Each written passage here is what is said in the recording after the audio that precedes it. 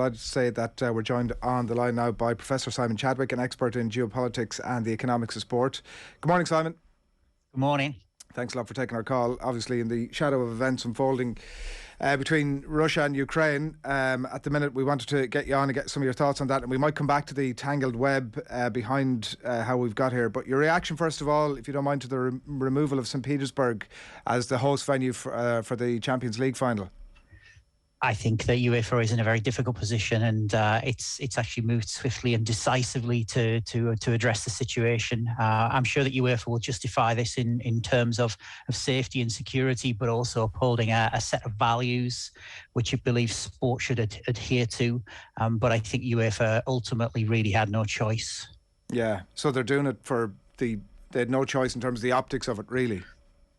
Yeah, I mean, obviously, the difficulty UEFA is in is UEFA has got a Gazprom sponsorship, and for people who don't know, Gazprom is the Russian state-owned gas corporation, and Gazprom and Ukraine and the whole issue of Russian influence over Western Europe has been central to what's now happening in Ukraine, and for UEFA to be associated with such intense geopolitics, I think was just probably a step too far for UEFA. Even though, as I say, Gazprom is a sponsor, you got to keep in mind that the final in St. Petersburg, obviously Gazprom-sponsored tournament in a Gazprom-owned stadium where a Gazprom-owned team normally plays, and it just didn't look good for UEFA. I think it had to do something.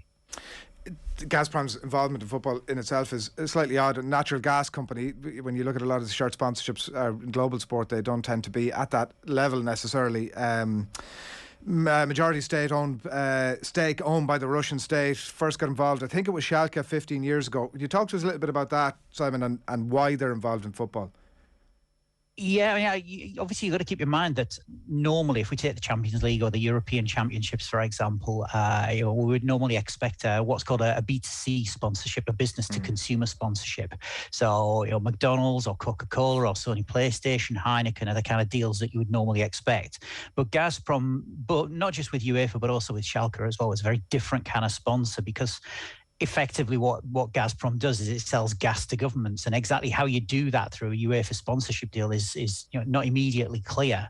So I think partly the deal was about Gazprom legitimizing itself.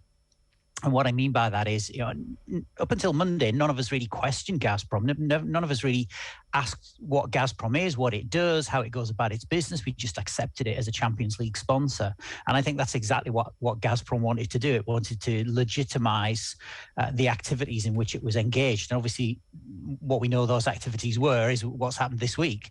But I think the second aspect of this as well is, when a sponsor engages with Schalke or with UEFA or any other property, what they do is they activate a deal. They activate the deal. And what activating the deal means is, for example, using corporate hospitality to entertain important decision makers, potential clients, and so on and so forth. And so I think what Gazprom has also done is to use Champions League games and to use the corporate boxes in places like Old Trafford and Anfield and many other such places to really engage in what I would call fast-track diplomacy, which is to target important decision makers, politicians, influential people, businesses that Gazprom really needed to not only sell gas, but I think also further its political agenda. And that's exactly what's happened. Not just in the 15 years since it signed with Schalke, but in the near 10 years since it's been with UEFA. Is there any existing governance to hold deals like that to scrutiny? There isn't. I think that's the simple thing. Is what tends to happen in football right now is if there's a company that is willing to pay, then football typically will accept that money. And we're not just talking about Gazprom here. We're talking about gambling sponsorships and many other forms of sponsorship. And so I think one of the lessons that European football has got to learn from all of this is that if you take someone's money, sometimes baggage comes with that. And so the way in which we engage in due diligence and risk assessment has got to change. And I've been monitoring Gazprom now for the best part of 15 years. And it was very clear what Gazprom was and what it was trying to do. Gazprom was a hugely controversial organization, particularly in places not just like Ukraine, but also in places like Poland. There have been issues in Serbia. Clearly, the connection to Germany is really contentious. And yet it appears that nobody within the international football community, including UEFA, really questioned that sufficiently enough. And this is where we now are. I've said earlier in the week in another interview that I gave, it's almost as though European football has been sleepwalking into this situation when, for some of us, we spotted this 15 years ago and it's just been simmering since then. What adds a whole other level of intrigue to this is not necessarily just on the surface level. You've got UEFA greed, which is the obvious answer to why they've turned a blind eye to this, but also kind of how this happened. And when you look at someone like Alexander Zhukov, who is the chief executive of Gazprom Neft, who actually has a seat on the UEFA's executive committee, that is a hugely problematic thing, right?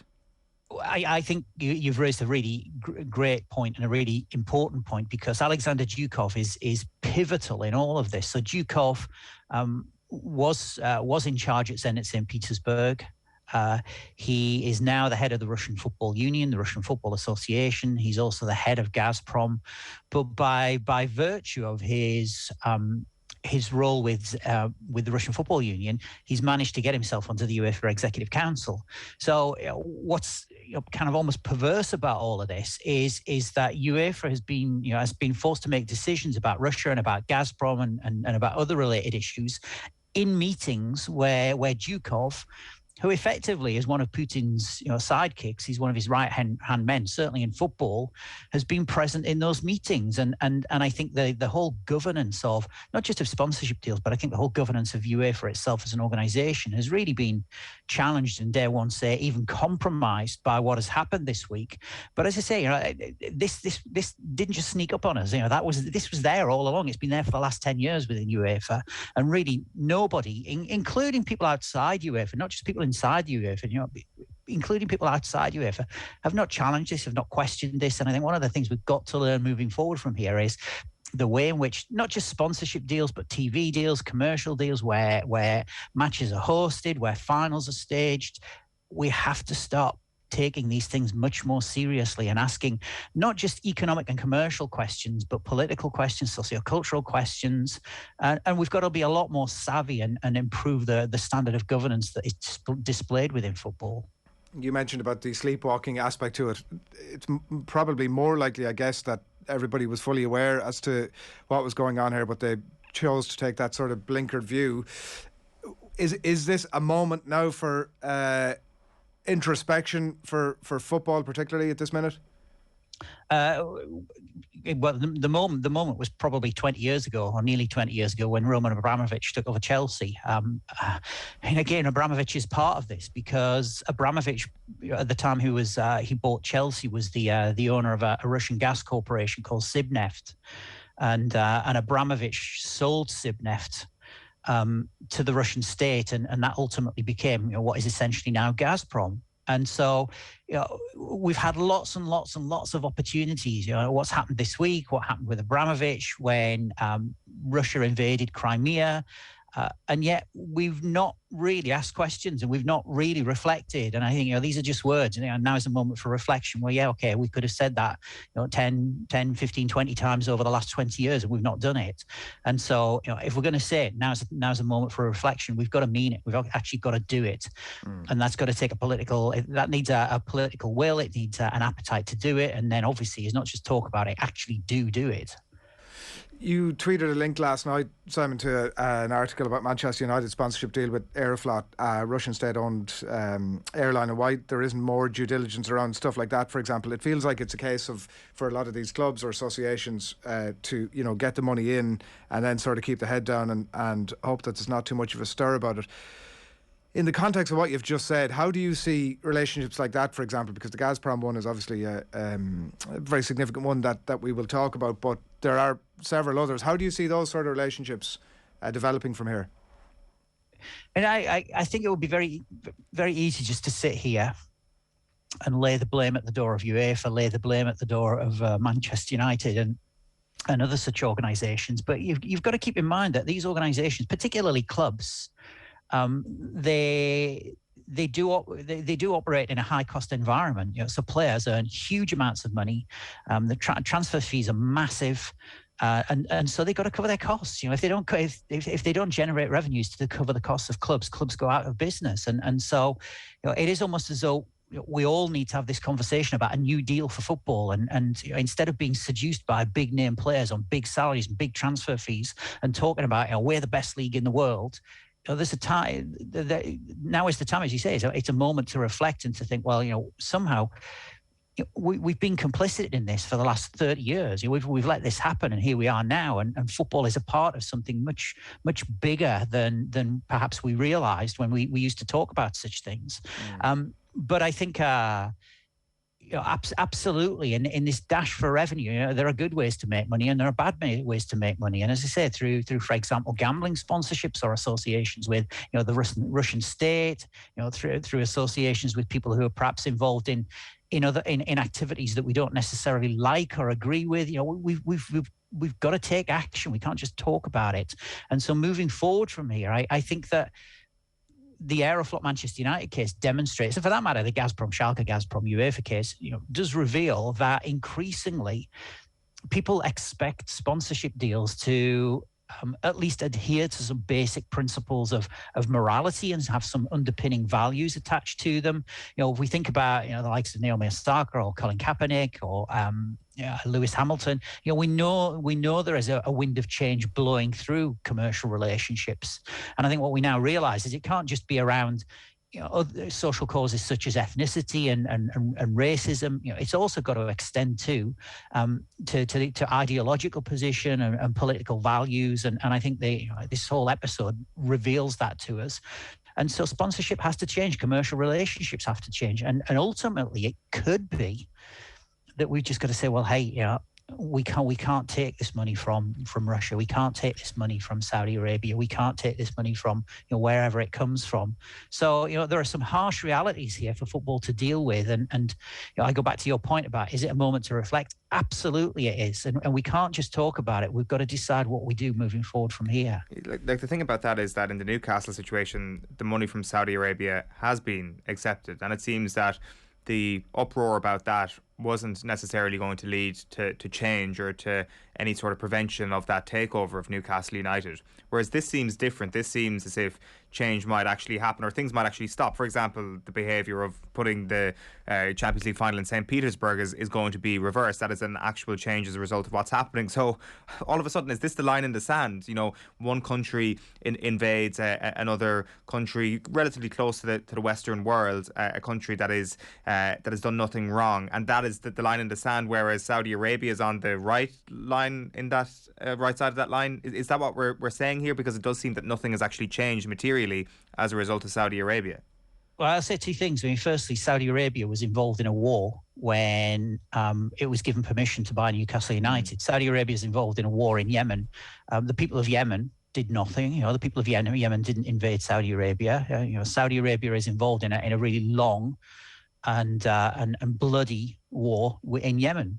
Now, that's a complicated situation. I don't want to generalize or oversimplify, but nevertheless, reference to that war was not made when an application by the Saudi Arabian state was made to the Premier League to buy Newcastle United, and that didn't form part of the owners and directors test decision that was implemented or applied in the case of Saudi Arabia buying Newcastle. So there is a direct comparison. Within the last 6 months, we've already made the same mistake with Saudi Arabia and Newcastle United. We didn't question the war part. But I think moving on from that to the current situation, we perhaps shouldn't become too optimistic and too hopeful that things are going to dramatically change anytime soon. As the pandemic has shown to us, it's actually very easy to move a game. The Champions League for the last 2 seasons has moved, and I think UEFA probably feels fairly safe, fairly confident in moving games now because they know it can be done at relatively short notice. The acid test for UEFA and the acid test for football is, will UEFA terminate their sponsorship deals with Gazprom? Because that's far less easy. That's far more challenging to accomplish. And I think for me, the acid test is not just moving a single game. The acid test is, what about those deals with Gazprom? keeping in mind they're not just the Champions League, it's also European Championship and Nations League as well. That's the first thing. And the other thing is, on an ongoing basis, how will UEFA engage with the Russian Football Union and engage with the Russian national team moving forward from here? So, there's still the substantive, the fundamental issues are still there. Good start, UEFA, but let's see more. And there's a bit of strength in numbers as well with regards to their response over the last 24 hours. Everybody else is doing it, so it's safe enough for us to take something away from the Russians. So I guess the acid test will be what happens next when there is literally money on the line with regards to their Gazprom sponsorship. In many ways, if this situation deteriorates and gets more grim by the day, which it is likely to do, in a similarly grim way, that would make UEFA's decision even easier. It would be a situation where they just cannot continue with Gazprom. Yeah, and I think when you said there's literally money on the line, keep that phrase in mind as we go through the next week, month, 6 months. So that's one thing. I think the other thing as well is you got to. I think you've got to keep in mind two things. The first one is the Russian Football Union is part of UEFA. There are 55 member associations, including Ireland, England, France, and others. But so is Russia. So UEFA has a responsibility to the Russian Football Union as much as it does to Ireland, to England, and others. So that's a particularly difficult and complex challenge, I think, for UEFA to deal with. But I think the other thing I would say as well, you mentioned Alexander Zhukov. So there's pressure coming from Russia inside UEFA. But you also have to keep in mind there's going to be pressure coming on UEFA from outside the organisation. So from the United States, from the British government, from the French government, and so this is a governing body. This organisation sets up competitions and promotes grassroots development of football and kind of funds women's football. It's not the United Nations. It's not a geopolitical organisation, and so I think UEFA does need to be supported. It does need to be helped. It does need to be guided to ensure that it makes the best possible decisions. Number one for football, but I think beyond that, obviously, to ensure that football is delivered in a safe and secure way, but in a way that doesn't perpetuate or support or condone violence of any particular nature. Could you say that they have made themselves a geopolitical entity as a result of getting into bed with a company like Gazprom? 100%. I mean, what's really interesting is the IOC has over the last 12 months, we've had Thomas Bach, the president of the IOC, telling us that the Olympic movement, the Olympic Games, is not a political organisation, and yet a lot of what he's done over the last 12 months has been incredibly political and geopolitical. And so I think it is almost unavoidable at this particular moment in time for a sports organisation, whether it's a governing body like UEFA or a club like Manchester United or even a sponsor. Thinking about sponsors like McDonald's or Coca-Cola, it's almost impossible to be neutral and non-political. And so I think what this does call for organisations in football to think about and really establish in their minds is, who are we, what do we do, and what values do we embody? And they shouldn't necessarily be thinking about Ukraine, or they shouldn't necessarily be thinking about issues of racism or whatever else it might be. It's fundamentally, what do we stand for? And then you make decisions in the context of what you stand for. And I think that's where the UEFA Champions League decision comes from, because UEFA does try to adhere to the IOC, to the Olympic Charter, and uphold certain basic principles and values. And so I think in this context, that's one of the positives that has come out of this. Is UEFA has said, we do have a set of values, and we're going to adhere to those values, and we're going to operate and make decisions on that basis. So, good start, UEFA, but let's look at those commercial deals, and as we move forward from here, begin to think about, is there a way of terminating those Gazprom deals? And if there isn't, next time when the rights negotiations come round, are you going to exclude Gazprom from bidding for the right to bid for those rights? The removal of the Champions League final, Schalke have actually taken the shirt sponsorship off. I don't know if the action delves any deeper than that, but you would expect that a lot of other brands, as you've just been indicating, will be left with no choice but to do that exact same thing. Have you any sense of, Putin has been talking about the Iron Curtain now as well, but have you any sense about how, having spent years and millions and tens of millions to build up that soft power base, how all that plays out in the Kremlin? You've got to keep in mind that in the great scheme of things, when you've got a Russian president who's kind of waving the threat of nuclear weapons in front of everyone. Sports sponsorship really is it kind of disappears into the background, and it is far less important than perhaps we're making it out to be. But I think certainly one of the things that Putin and the Kremlin has done is to try and shape the world's view of Russia. And I think if you go back to 2016 in Marseille, obviously we suddenly had this view of Russia as basically being this thuggish bully that was walking around Marseille beating up football fans. And obviously there were stories that Russian secret agents were part of the Russian hooligan gangs that were there at the time. And so this got us to 2018. And I think about England, there were actually more Chinese football fans in Russia in 2018 than there were England fans, because I think England fans were genuinely afraid that if they went to Russia, they would get beaten up. They were possibly even worse.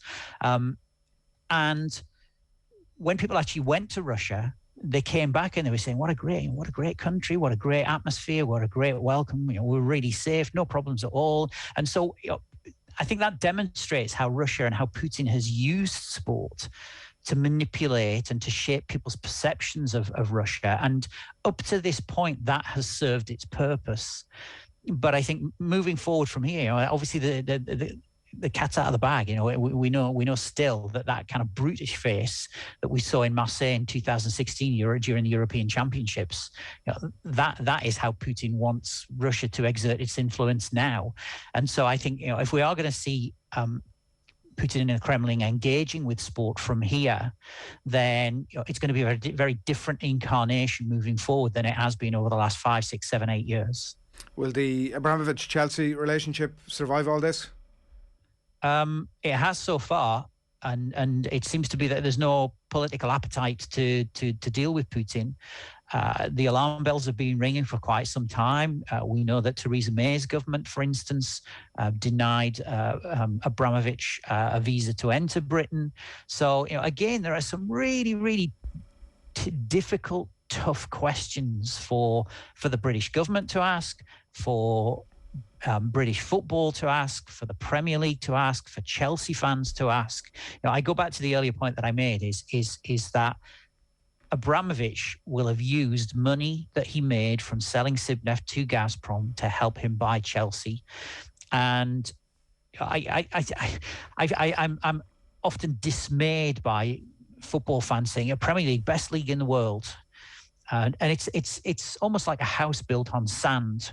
And what's now happening is the sand is shifting and the house will start to crumble. But having said all of that, as we know, there tends to be this kind of myopia or this reluctance to even contemplate bad things when it comes to the Premier League, because of course it's the best league in the world. But we've got Abramovich, someone who's associated with Vladimir Putin at Chelsea. We've got Saudi Arabia at Newcastle United. Saudi Arabia is involved in a war. We've got numerous others with if not dubious track records, then certainly with associations with issues, with organizations, with causes, with problems that really, we don't really want these people involved in running football clubs, but they're there. They are there. And I think if the British government, if the Premier League was to start with Abramovich, it's a bit like once you start cutting the branches of a tree, you just very suddenly find yourself halfway down the trunk and having to cut the whole tree down. And so it's very difficult territory for the government and very difficult territory for the Premier League to go into, because once you start dealing with one case, then a whole stream of other cases will start to unfold. Yeah. Professor Simon Chadwick, thanks a lot for joining us. Thank you. Informative stuff on the situation unfolding and the ramifications of it as well. They're so wide-reaching, like it's almost impossible to unpick everything that's been built up over the last 20-30 years. Yeah, absolutely. Like what happens next is going to be very interesting, because as I put to him there, it does make UEFA's life a little bit easier if things just develop the way they're probably going to go, and they will have to cut their ties. It would be not only a show of brass neck for them to continue to associate with Russian sponsors, it would be stupidity actually from their part, and nobody would win. I think people should have been able to see the wood from the trees before now, but I think that would certainly be the case in the future if this somehow continues, this relationship, or the relationships that they have with a lot of Russian backers. Chelsea would owe Abramovich £1.5 billion if he was to leave tomorrow. Wow. That's unbelievable. He's really played them. Well, and anyway, we will come back to that topic, I'm sure.